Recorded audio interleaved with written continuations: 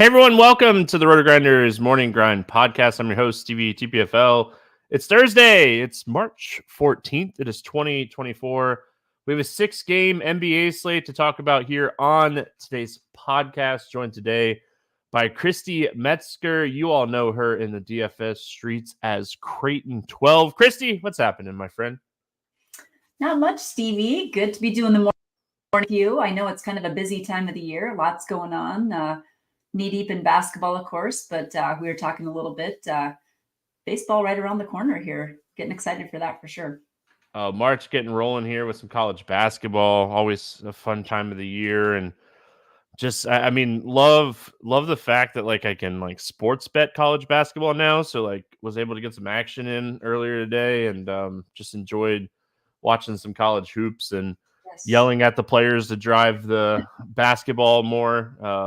So, that kind of stuff. But yeah, fun time of the year, NBA, playoffs and, right around the corner, MLB regular season. NASCAR just got kicked off, F1, all that stuff going on. We got March Madness, just a ton of stuff. Great time to be a sports fan. We're very fortunate. So what's up, YouTube? Yeah, don't worry. Baseball Morning Grind is on its way. We'll be definitely talking baseball in the Morning Grind by the end of the month. So just know that. Christy, any recent live final seats? I know you were on a really good streak there for a little while. I know, absolutely. I haven't tried as much for NBA this year, but I will definitely be hitting it hard for baseball coming up here. Definitely can't wait for sure. Yeah, I love it, man. I love chasing the live finals, but my bankroll does not like it. But yeah, I mean, overall, I'm excited to have you on. It's been a while. Every time we try to do this, you get like stuck at an airport or something, and glad to have you back and loving the new banner behind you. It looked like you're in a press conference. I like that banner too. It messes with my hat, with my green screen. So even this one does a little bit.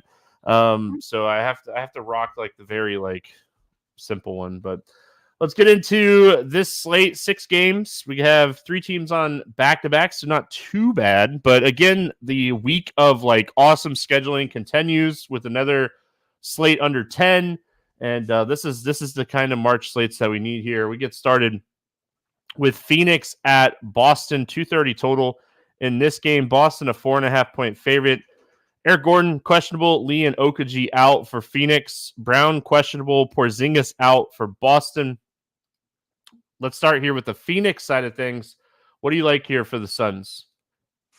Yeah, so for the Suns side, I really like Bradley Beal. He's really at a good price point now, just at 6.7K on DraftKings. Definitely have interest in him. I do have interest too. I mean, Kevin Durant, Devin Booker. Devin Booker is below 9K on DraftKings, so certainly don't mind that option too. Kevin Durant has put up 59 DK points and 69 DK points in his last 2 outings, so I think he's a fine play under 10K as well. So those are probably really the 3 guys that I'm looking at on the Phoenix side, but I do like the price point for Bradley Beal for sure.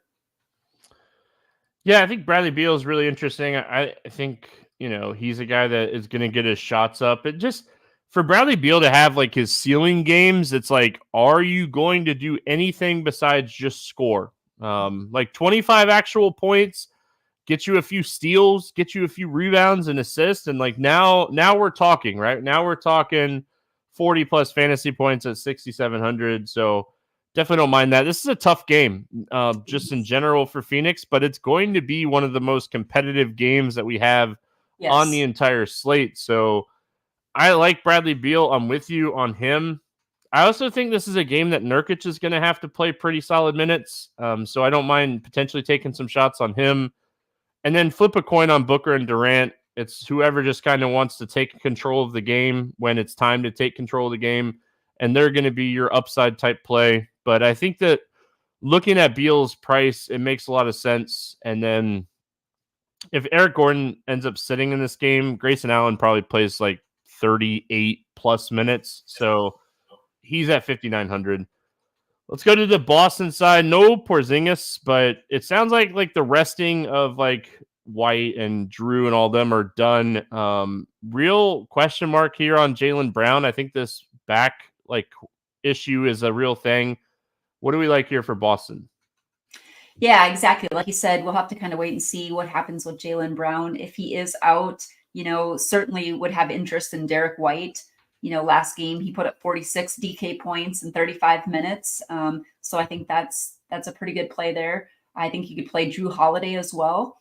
He's good price point as well, just 6,600 on DraftKings. So certainly don't mind that. I'm probably out on Horford. He's just a little bit priced up.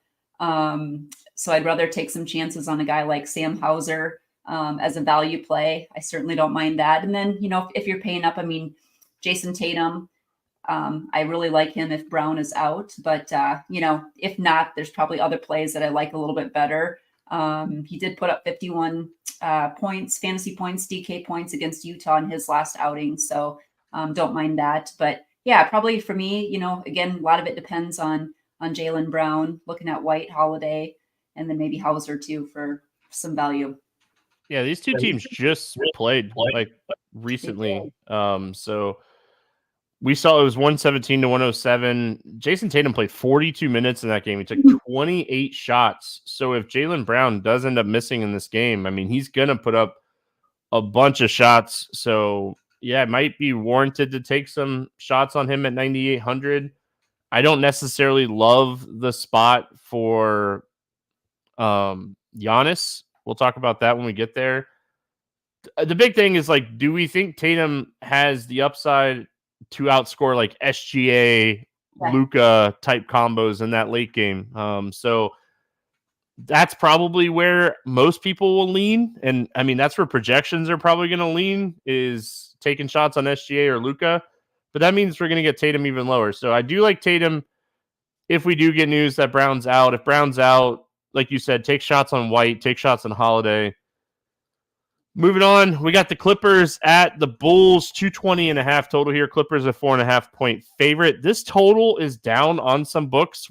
As we were prepping for the show and waiting for YouTube to go live, Kobe White left the game.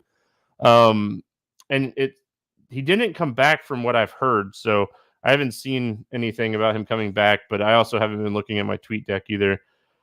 Harden questionable, Kawhi questionable, Westbrook out, and then again Chicago is on a back-to-back, and Kobe White went to the locker room. It was a leg injury, and DeMar DeRozan listened to the podcast yesterday when I was talking smack, and he showed up and played basketball on Wednesday night. Let's talk Clippers here first.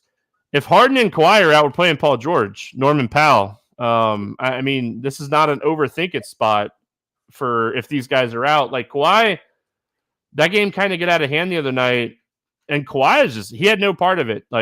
After halftime, he was in street clothes leaving the arena. So yeah, just absolutely dealt with back spasms, and he said, I'm out. What are your thoughts here on the Clippers? Yeah, I think you're exactly right. It really hinges on, like you said, with Harden questionable, Leonard questionable, but if they're both out, absolutely, we're going to have interest in Paul George big time. Norman Powell, you mentioned Westbrook is out. Powell's gotten a few minutes extra, so I certainly like that. He's priced 5,200. He did have 28 minutes last outing, but he had 31 against Milwaukee, and he can put up a decent ceiling game too. So I definitely like that. But yeah, I think we kind of wait and see with some of those questionable tags with Harden and Leonard, and I think we could see a lot of Paul George if those two are out. Yeah, Paul George, if those guys are out, fantastic play. I think Norman Powell would be the top play on the slate for me. I think that Norman Powell would play a bunch of minutes in this game. I think you would even take shots on Terrence Mann, Bones Highland, Coffee. You'd fire up a lot of exposure here to the Clippers side if we did get news that Harden and Kawhi were out. If Harden plays and Kawhi sits, I like Harden and George, but I still like Norman Powell in that scenario as well. And I also think that like in large field tournaments, you could take shots on Zubac in this game. Chicago's going to run out Vooch. They're going to run out Drummond. They're going to need Zubac to play solid minutes in this game. Yeah, completely agree. So I think we could get a ton of value from this game if those guys are out. And like you said, even regardless, I think Norman Powell is going to be a very good play. So yeah, totally agree, Stevie. All right, before we move on to the Chicago side, I just want to let everybody know that you get to watch primetime Kings give up threes tonight against my boy Reeves. That's going to be a thing. So hopefully you bet that prop. Going to the Chicago side, Kobe White matters a ton. Leg injury, went to the locker room.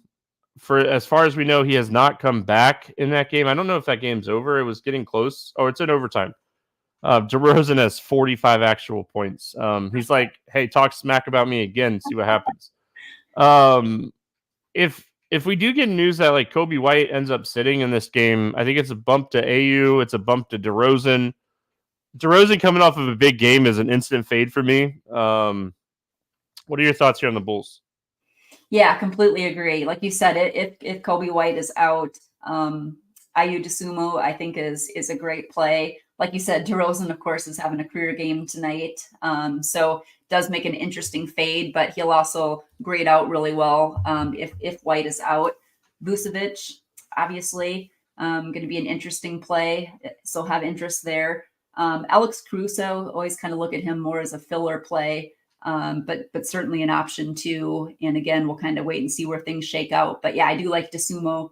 I like that call quite a bit. I think he's, we've seen him put up some big games, and I think that's a good play. He's my dude. Yeezy's not in chat right now, but Yeezy knows what's up for this spot. Especially if Kobe White sits. If Kobe White ends up sitting, I also think you could potentially take some shots on Caruso in this game at 5,500. Definitely. All right, Philadelphia at Milwaukee, 223.5 total in this game. Milwaukee 8.5 point favorite. Covington, Embiid, Melton still out for Philly. Middleton out for Milwaukee, and Beasley questionable. We'll go Philadelphia here first. Milwaukee, I talked about this on the expert survey. I think it was on Tuesday. They have been a top 5 defensive team since February 1st. They are playing much better defense since Doc Rivers has kind of taken over here. Maxi's look terrible. Philly, like outside of maybe like Oubre, who's shown a little bit of upside at some times here. Just overall, Philly has not been a team I've wanted to play. Anything here on the 76ers on a 6-game slate? Yeah, it's funny. As I was kind of getting ready to kind of looking at some things, I thought the same thing. This is probably more a stay away spot for me as well. Like you said, Maxey just hasn't looked good. Just has had a couple of bad games. Absolutely. The last couple outings that he's had. Sure, you could take a shot in GPPs, but like you said, Milwaukee's been a great defensive team since February, top 5. So probably not a ton of interest in Maxey. Oubre, his price has come down a little bit, so don't mind that. But, other than that, surprisingly, with no Embiid and Melton still out, just not a ton of interest in the Philadelphia side. But yeah, you can maybe take a shot on Oubre or Maxey in tournaments. And then on the Milwaukee side, I want to see this Malik Beasley news. Yes. It's like back spasms. Like the game was out of hand the other night against Sacramento, and he hit his 3-point prop, so I don't care. But if he were to miss in this game, I think like a Pat Connaughton would be really interesting. Patrick Beverly is like Doc Rivers old days. Like, I mean, he might get some extra run. Giannis and Lillard, top end plays here. I think you have to go to that conversation of, do I play these guys over SGA and Luka? And I'm not there. What are your thoughts on Milwaukee? Yeah, I completely agree. I do think Pat Connaughton and Pat Beverly, if Beasley is out, could be two of the better value plays. I mean, Connaughton's just 3,400 on DraftKings and, doesn't need to do a ton. to get you there. Just a couple games ago, he had 31 minutes and 28 fantasy points. So I like that call a lot. I think he's a good value. Same with Pat Beverly too. I think he is questionable, but I think probably more should be able to play. He's probable on the actual injury report. Okay, good. Okay, so yeah, I like Patrick Beverly a ton. I just think we've seen him, when given the minutes. I mean, he's going to probably get you there. So I like both of those calls a ton. For me too, I would rather play Luka over Giannis, Lillard. So yeah, I'm probably going to get, if I'm playing, 20 entry max or, more than a single entry lineup. Yeah, definitely want to get some exposure to Giannis and Lillard. But for single entry, I have more interest in Luka, which we'll get to one of the last games of the night. So yeah, for me, I'm looking for some value here on the Milwaukee side. All right, got one of the most interesting games on the slate, in my opinion. We got Washington at Houston, 226.5 total here. Houston, an 8.5-point favorite. Bagley, Liver, Shamet out. Holmes questionable for Washington. And then, excuse me, Adams, Eason, Sengun, Whitmore out for Houston. We'll go to the Washington side here first. I mean, Holmes potentially coming back. If he plays, he should play a decent amount of minutes here with Bagley out. They might be a little careful with him. But the thing that we have to kind of think about here is Houston, I don't think, would mind going a little small too. Landell only played 26 minutes the other night. So this game could potentially we get like a Kuzma versus Jabari Smith type of fives, and we could see a smaller lineup both sides. What do you like here for Washington? Yeah, I think, like you said, if Holmes is in, certainly have interest in him. Still fairly cheap there. I do like Kuzma. He's been great, so I think he's a good GPP play. Tyus Jones kind of disappointed in his last outing, but we've seen some nice upside, and so I don't mind him. Just 6,200 on DraftKings. Avdia is probably more of a GPP play for me. Kind of same with Jordan Poole. Koulibaly was a nice value piece last time out, so I don't mind that. He had almost 30 DK points, so have some interest there on the value side. But yeah, probably looking at Kuzma, Tyus Jones a little bit, and Koulibaly for value. Yeah, I think I want Koulibaly to have Holmes out for me to get to him. I think I need Holmes to be out for that to happen, because I think that's where, like, it just probably the smaller lineup definitely happens. Kispert is another guy that I like if Holmes is out. So good, solid value here on the Washington side. And then obviously, like, Kuzma has the highest ceiling on this team. So, like, if you want to play him to try to get over 50, he definitely has that type of ceiling. Houston's a little bit more interesting here. Obviously, like, Dylan Brooks the other night was like massive chalk, and Dylan Brooks' massive chalk just doesn't go together in the same like sentence. I think you keep going back to Fred VanVleet. He's going to be the consistent scorer. He's going to do everything. Jalen Green is going to have upside. And we know that, like, Jabari Smith's rebounds are going to go up. I think that's where you attack this Houston team in a fantastic matchup. Like, Landell starts. I think he's a great play. But Jabari Smith should have a rebounding field day against Washington. I couldn't agree more. And like you mentioned, Fred VanVleet, if you look at the usage with Şengün out, with Tari Eason out, Jalen Green sees the biggest usage bump, 7.4%.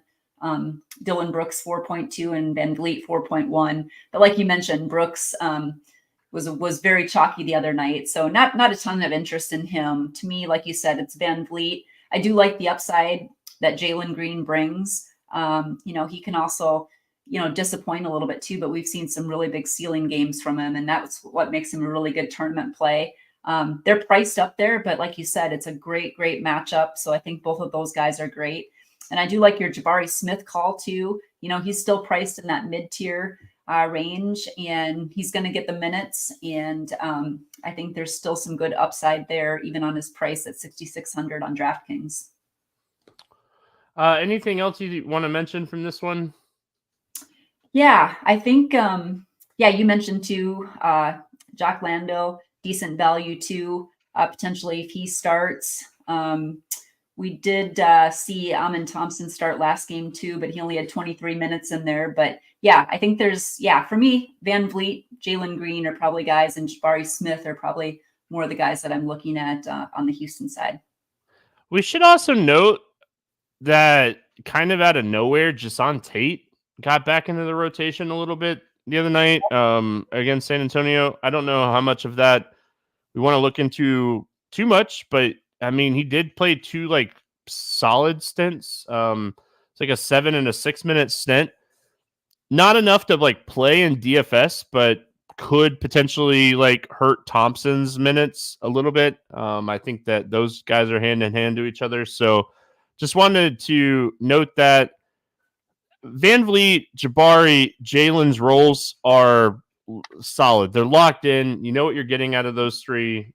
And then everything else is like, all right, well, I mean, if this guy does this, then that's great. If this guy does this, that's great. So good spot. Washington's a great team to attack. Love Jabari Smith in this spot. And Van Vliet he's just a guy that I've been playing a bunch. Mm-hmm.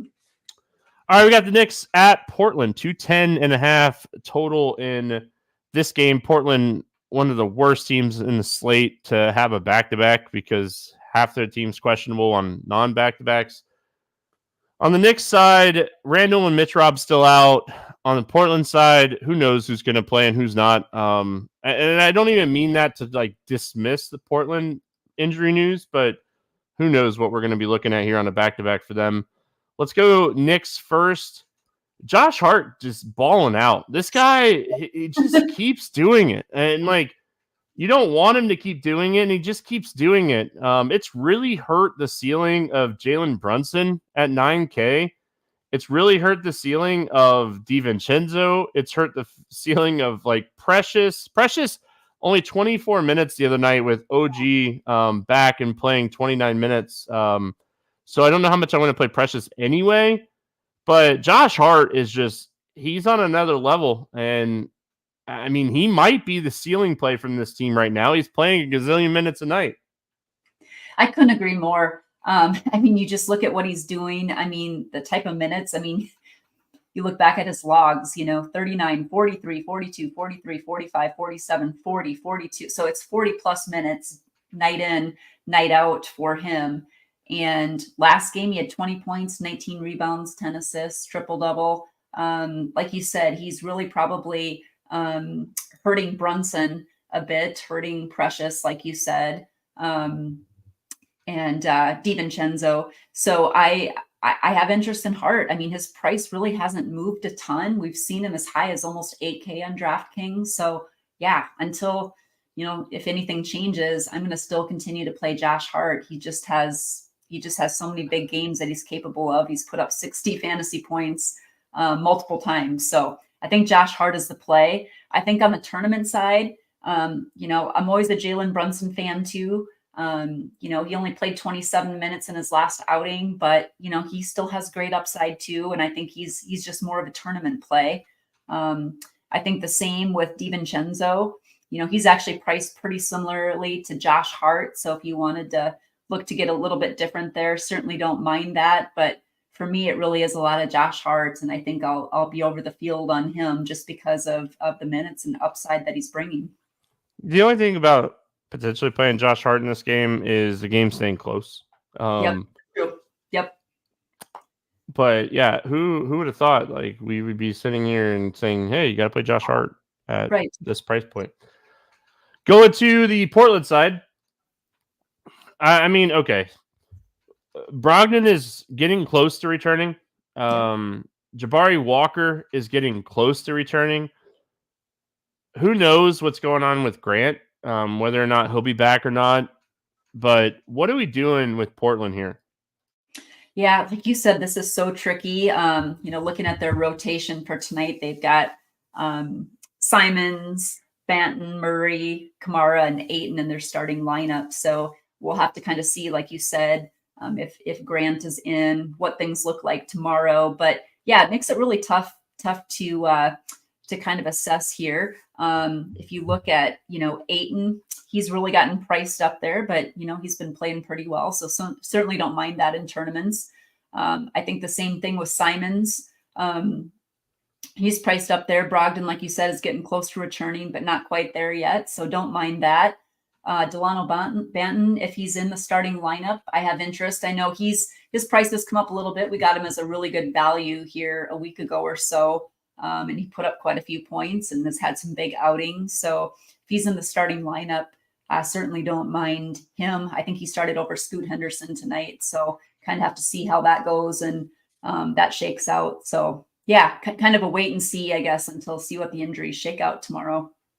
Yeah, this is a really tough one to break down just in general because it's a back-to-back, first of all. And again, they've been missing so many people. And then, like you mentioned, Scoot Henderson came back. He did come off the bench.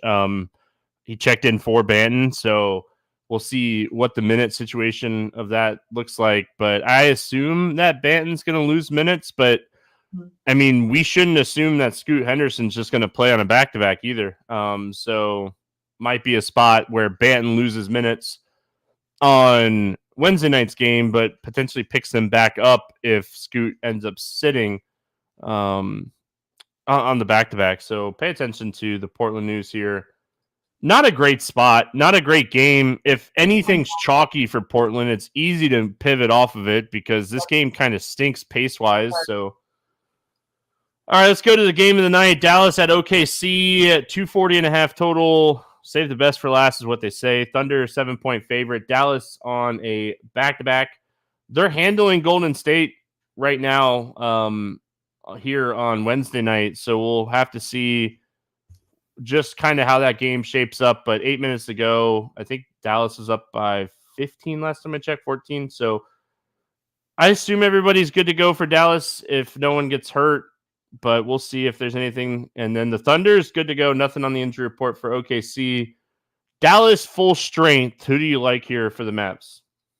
I mean, you have to just absolutely love Luka. I mean, you look at him and he has top 70 fantasy points now in 8 straight games, with a couple of them being over 80 fantasy points. So, I mean, Luka is just playing on a whole nother level right now. And so, if I'm spending up, that's the guy I'm looking at. And he's kind of one of those guys. I know I haven't looked to see where he's currently at for points tonight, but he got off to a very slow start fantasy point wise tonight. But I think he's fantastic.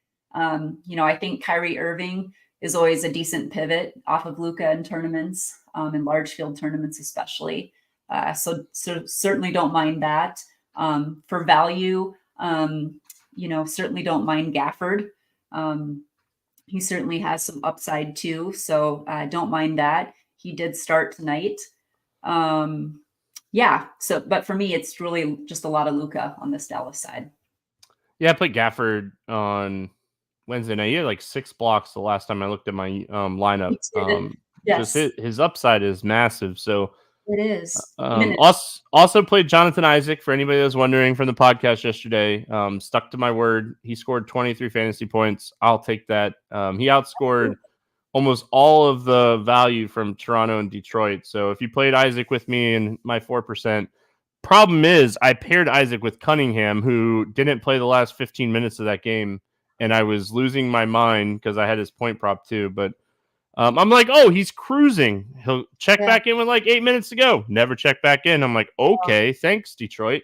But yeah, and then like Chris Paul is my other prop that I really liked yesterday, and he hasn't shown up tonight either. So fun night for the morning grind props. We'll get back on track here on Thursday. But yeah, love Luka. Obviously, really like Gafford in this spot. If you're not playing Luka, play Kyrie. I am a firm believer in you can make a 1-of-1 group for these two guys and have, if you're playing a 20 inch max and play 70%, 75% Luka and 25, 30% Kyrie, and just say, hey, if Luka's not doing it, Kyrie's doing it. If Kyrie's not doing it, Luka's probably going for 70. So firmly believe that you could do that. And then on the Thunder side, SGA's 10-4. I don't think I care. I think that I want to try to make Luka SGA work. We'll have to kind of see how the slate shapes up.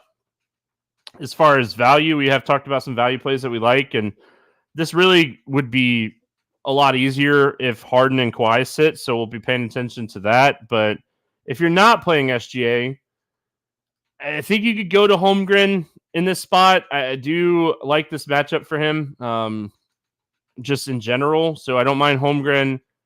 Outside of that, I don't really love playing anybody else from the Thunder, like Giddey, Dort. These guys' minutes are all over the place. I would play Holmgren, Williams, but SGA would be by far my favorite. Yeah, I agree. And I think it's going to be interesting to try to get Luka and SGA in your lineups. Totally agree. I mean, SGA just continues to have like the highest floor ceiling combination. I mean, he's just been absolutely fantastic. This is the best game on the slate, big total. I think getting both of them in there, there's probably going to be enough value for us to do that.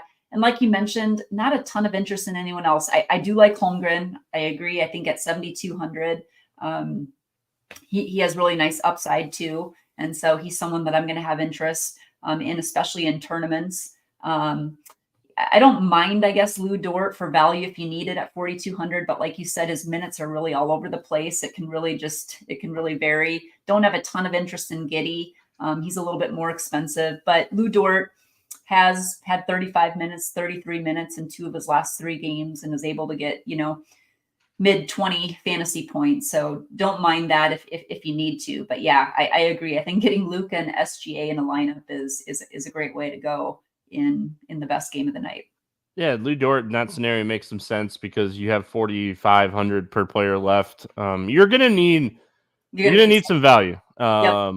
You're gonna need some value to be able to do it. And if I had to choose between the two, it'd really come down to like projected ownership, just in general, because like it might be SGA Kyrie, just to pivot off of Luka. But I mean, if you did that, I will say if you did that on Wednesday's slate, it's working out for you because I think Luka, the last time I checked, had like 35 fantasy points. He's having one of those like down games, and Kyrie was playing really well. So that's what happens with these two guys. Yep. All right, let's play the morning grind game, and then we'll get out of here. Good old fun Thursday 6-gamer. Nice slate. Yes. Favorite play under 5,000 on DraftKings to go 7x. Who do you got? Yeah, so under 5K, I am actually going to go just in the game that we talked about. Like you said, the block upside is there. I'm going to go Daniel Gafford.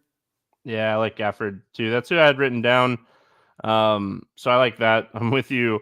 I do like Landell as well. So give me him here at 4,600. I think he still has a little bit of upside at this price point. Washington is just atrocious rebounding. Over 8K to go under 5X. Not a ton of options up here. Who's your bust today? Yeah, bust. I think I'm going to go just because we talked about him a little bit earlier. Milwaukee's been playing better defense. My bust is going to be Tyrese Maxey. The common theme on this podcast is Tyrese Maxey with this answer. I am going to go to Jalen Brunson. Great matchup. Could potentially be a blowout, but Josh Hart has just absolutely crushed Jalen Brunson's ceiling lately. So I'm going to go Brunson. The other guy I was thinking about here is Giannis. I would definitely rank Luka and SGA over Giannis today. So Giannis is probably going for 80. Favorite 6X play. Who do you got for us today? Favorite 6X play. I am going to go. I think I am going to go Norman Powell. I know there's a lot of uncertainty and some questionable tags on the Clippers side, but I like Norman Powell. Yeah, I'm going to go to my boy FVV. Fred VanVleet, absolutely just smashing and gets a pace-up spot here against a terrible Washington defense. So love my boy VanVleet in this spot. Let's get weird. GPP play of the day. Who do you got for us today? Is that with any price point or just nope, just someone you think is weird? Okay. I'm going to go in that case. Let's go with. I am going to go. Going back to that Boston game, I'm going to go Sam Hauser. Okay. I like it. My let's get rid of GPP play today is Josh Hart. People don't like paying $7,300 for Josh Hart. We talked about how his ceiling's just there. Don't necessarily love the matchup. I don't know if the game potentially stays close, but I was debating on Josh Hart or Zubac, and Josh Hart is just a guy that's just been smashing. So give me Josh Hart. Is there any pick and plays or player props that you like here on the betting portion of the morning grind? I haven't looked a ton at that yet, Stevie. Be interested to see what you kind of have identified too. But yeah, haven't had a chance to look at that yet. The people already know. The people, they know yours. They already know. Jabari Smith over 10.5 rebounds, taking good rebounding players against Washington has been very profitable this season. Not going to stop here. Jabari Smith should get plenty of minutes in this game. Should play 30 plus minutes. And with Sengun out, he's not really competing rebounding outside of Thompson, and Thompson's minutes were down last game. So they already knew. They knew it was coming. Jabari Smith over 10.5 rebounds, and I might ladder his rebounds up to like 15. I think that he has a big rebounding game here. So really like Jabari Smith's over 10.5 rebounds. Christy, any final thoughts before we get out of here? No, I think it's a really good slate, though. I like that we have the Dallas and the OKC game kind of to end the night. Should be some interesting value, and we still have a lot of questionable tags. So I think it's going to be a great slate for tomorrow for sure. Yeah, it should be a really fun slate depending on Portland news and depending on what's going on with Chicago. That could be interesting. So appreciate everyone hanging out with us. That's going to wrap it up here for Thursday. We're back tomorrow talking more hoops. Good luck, everyone. We'll see you then.